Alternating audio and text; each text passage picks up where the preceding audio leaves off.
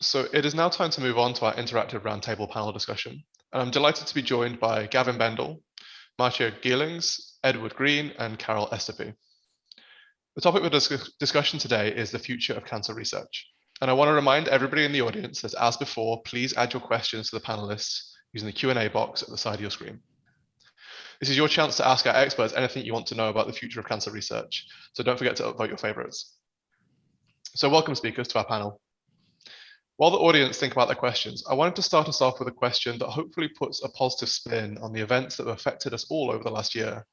And I wanted to ask each of you what you think the lasting positive effects of the SARS-CoV-2 pandemic will be on cancer research. Ed, could you start us off on this? Hi, Adam.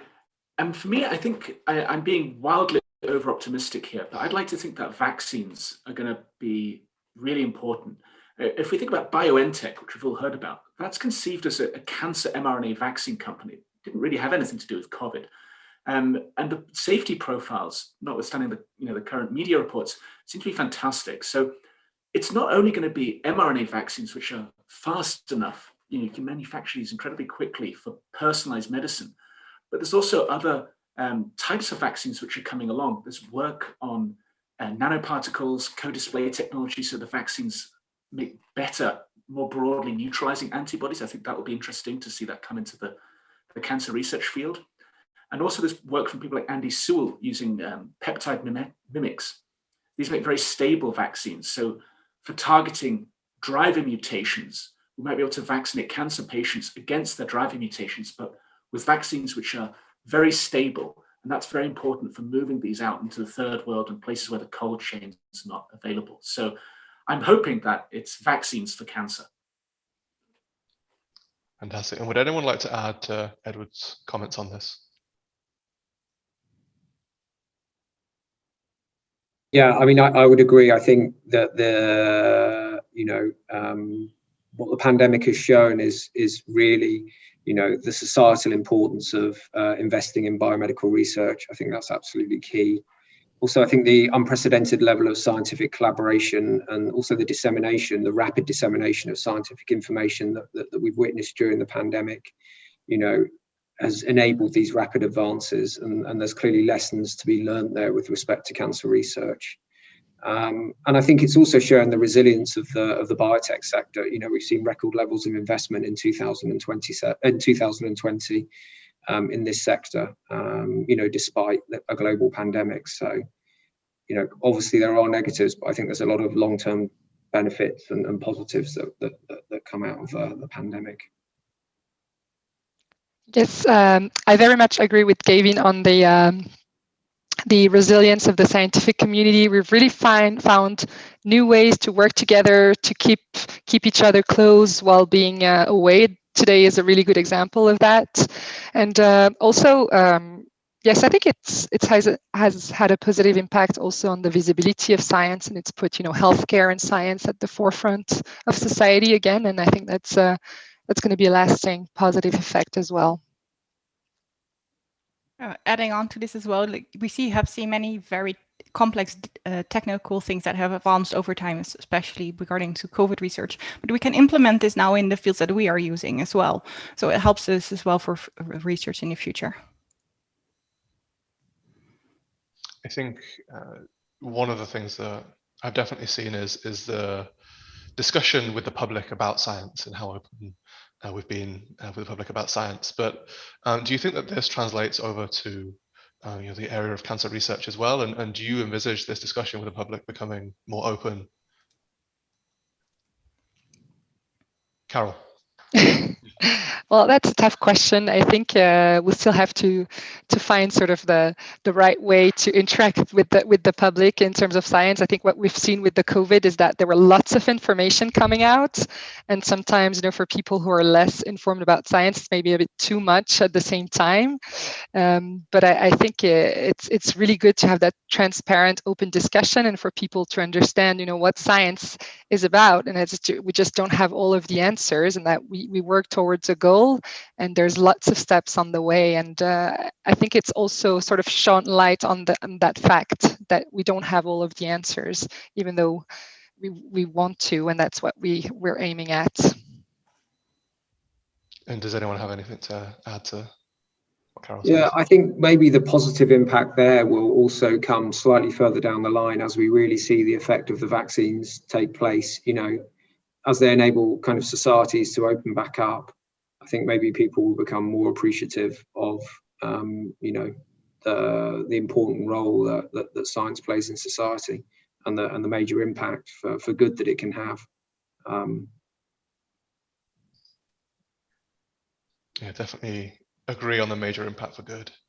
And so I'd like to move to a question from the audience, and this comes in from Anonymous, and they say, between NGS, cell therapy, and biologics, it's been an amazing decade for cancer research. Looking back, what has been your standout development? Marcia, do you want to start us off on that? So the development, I think, is more like on a personal level, like communicating with people that we're working on. So normally you would just hop in, like talk to someone in the lab, and we've made it work to work together on this, even while we're distanced by this digital environment most of the time. And I think that's really showing like the resilience of the people and the enthusiasm in the field of everyone working in science. Does anybody want to add to that? Yeah, I think personally for me, it's probably the commercial approval of a number of engineered T-cell therapies, and the data that came out from a number of different with the pivotal phase 2 clinical studies where they showed that engineered T-cell therapies, at least in the context of B-cell malignancies, really could be curative. And showing that in relatively large clinical studies was key, and that curative potential being demonstrated of engineered T-cell therapies has really led to the rapid advancement of this field, and is allowing us at the company that I work for, Neogene, enabling us to really try to develop things like fully personalized engineered T-cell therapy that I don't think the biotech sector would have 10 years ago would have never have been interested in trying to develop such a kind of an advanced and fully personalized therapy. But so I think that was really a sea change for the cell therapy field. Yes, I'd like to add to that on a personal level. For me, I'm really excited and I have high hopes for the upcoming T-cell engagers, so bispecific T-cell engagers. There's several of them currently in clinical trial showing amazing overall response rates, and I think they're really going to come of age. I mean, as of now, we still have only one T-cell engager that's approved for cancer therapy, but I think in the coming years, we will see grand things happening for T-cell bispecifics, and I'm really eager to see where this takes us, and I have really high hopes for that field.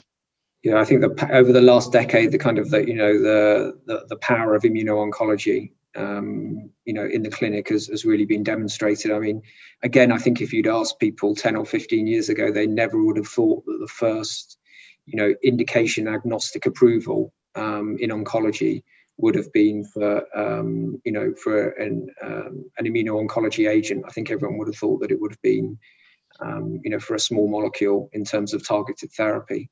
So the fact that it was a PD-1 therapy was, as an immunologist, was very exciting.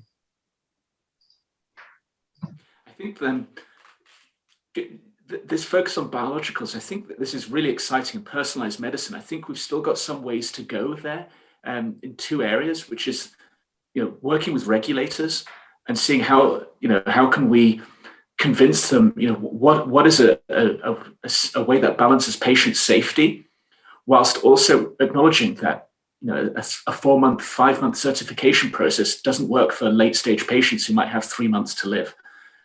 So I think we heard a little bit about that today from Helios and how they're working with China, and also the manufacturing capacities. I think the demand is incredible for these biologicals and for personalized ones, and how are we going to build out the capacities to make these GMP products? And I think automations can be really important there, working with more engineers to take the science to the public. So Mathieu, we've, I guess, we've had a bit of a conversation here about the next big critical advances that we're kind of expecting in the field. So what about you? What do you think the next big advance is going to be? Yeah, so we talked a bit about liquid biopsies and how we try to implement it into diagnostics on a regular basis. So of course we know from the field that using liquid biopsies on any kind of fluid or any kind of technique is in the research setting being developed on a high rapid speed, right? But when I look towards the clinics, it's not really used in a daily practice yet. And we're looking now to see with clinicians to see how we can implement this into their routine diagnostics, how the clinicians see this as a reliable test to create confidence, and also making sure that they know where to order these type of tests. So I believe that in the next couple of years, we will really see this change while going from research also towards diagnostics with these less invasive tests for cancer diagnostics. So I have a question here from the audience from Chris, and he asks, are you pleased with how quickly research is having an impact on patient outcomes, or is there still more work to be done on speed? So Edward, would you be able to start us off with that one? Speed is a real topic we keep coming back to, and in the lab we can certainly shave time off here and there and use better technologies. And as things get cheaper, more and more labs have their own next-gen sequencers, or all this technology is becoming simpler and more maybe commoditized. You don't need to go to core facilities, but for me, it's still working with the regulators, and we've had discussions and generating the data that they need to see to approve these sorts of therapies. That's what I think. That's the larger time cost at the moment. But I think what's really great, at least in Europe, we're seeing as more and more companies are going to the regulators and saying, "Hey, we've got this product," and it's becoming more and more accepted. I think this will speed up, and there'll be an acceptance, and maybe this awareness that we discussed earlier, that the public will start to see, or have a great, I don't say a great understanding, but looking at perhaps the statistical understanding of off-target effects. This is all coming, but so I think I'm sometimes frustrated. I think we all are how long it can take to move these things, but let's not lose sight that we've come a long way, done some fantastic stuff here. And Gavin, your Neogene is still at the preclinical stage, but are you thinking yet about speed of having this kind of impact on patient outcomes? Yeah, no, I mean, absolutely. We're rapidly advancing to becoming a clinical stage company, and we're enter the clinic next year with our therapy. So, I think,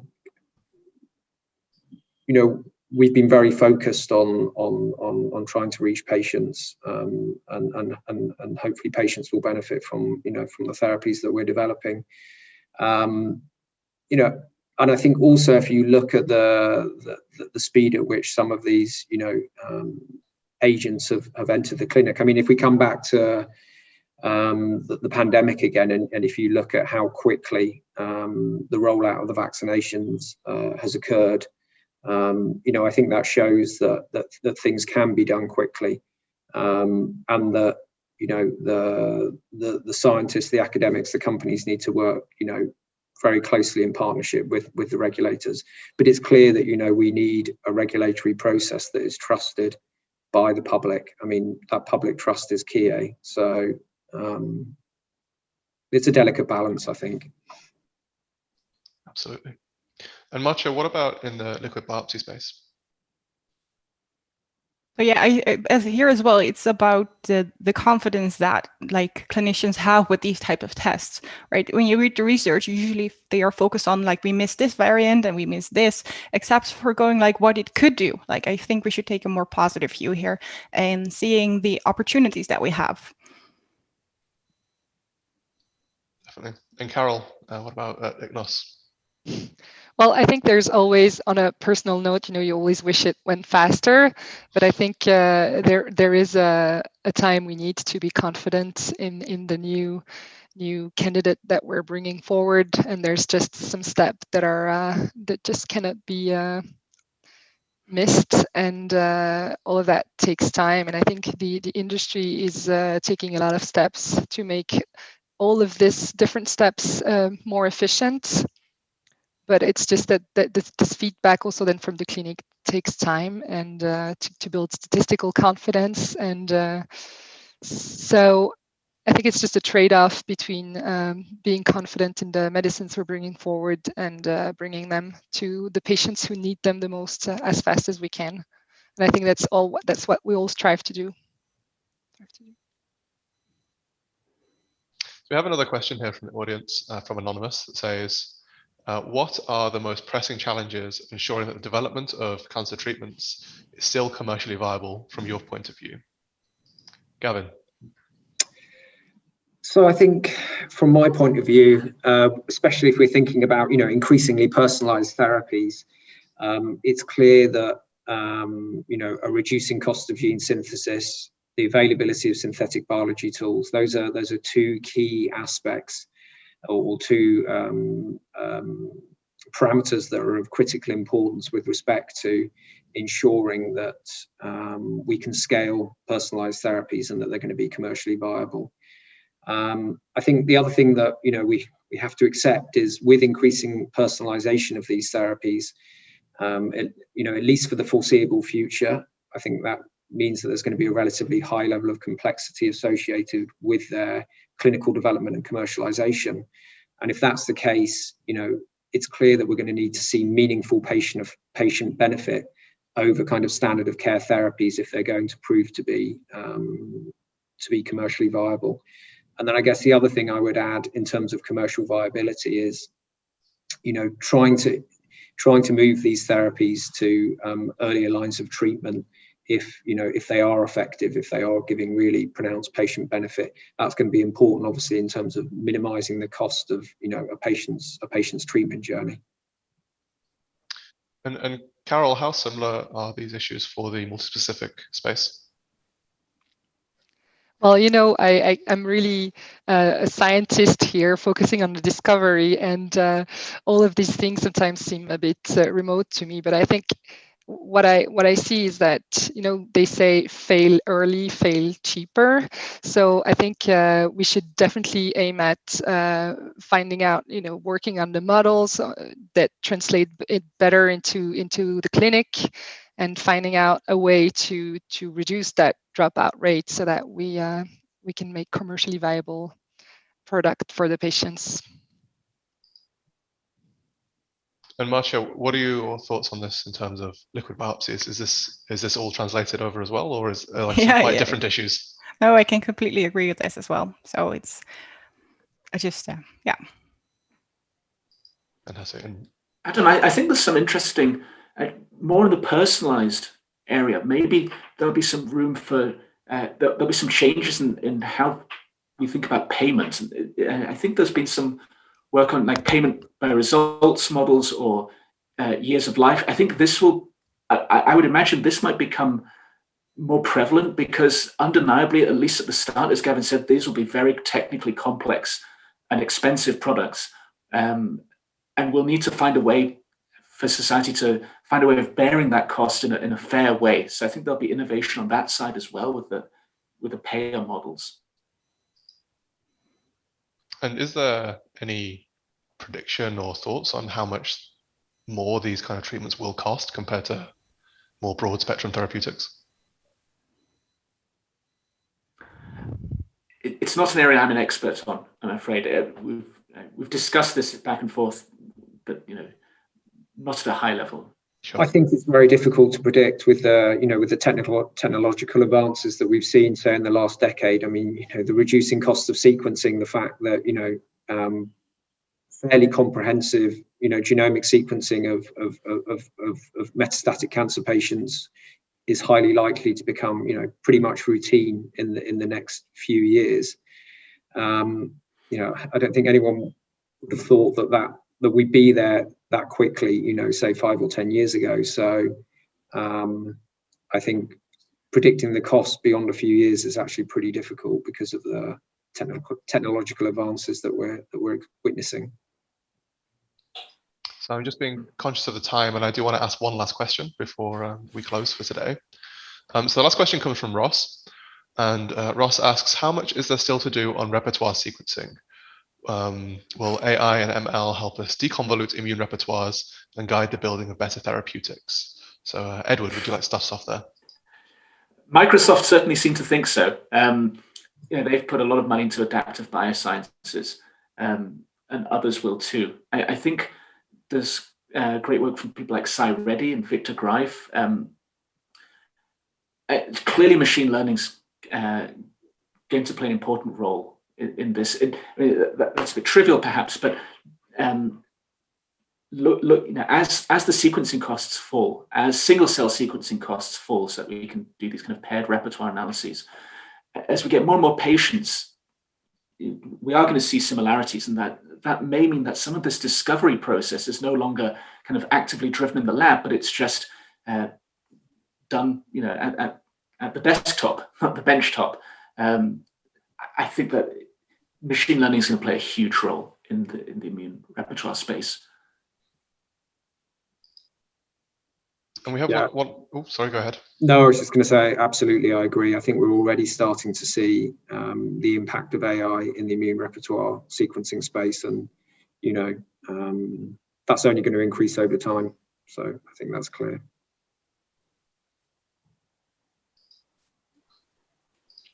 And Carol, do you use AI in your research, in your work?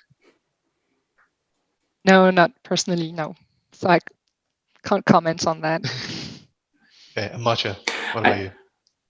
Well, it's completely out of my own personal expertise. We are trying to contact experts in this field to see if we can optimize our bioinformatic pipelines, for example, with AI as well. Yeah.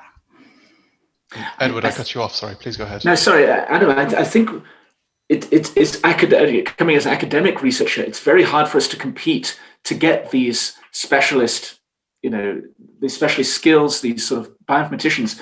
I don't know any group leader who isn't looking for a bioinformatician, to be honest, and we just can't attract them because we can't offer the salaries, frankly. And so we train our own, and then we keep these people for the end of their PhDs. But so it will play a role, but I believe probably that'll be an industry-driven role, really.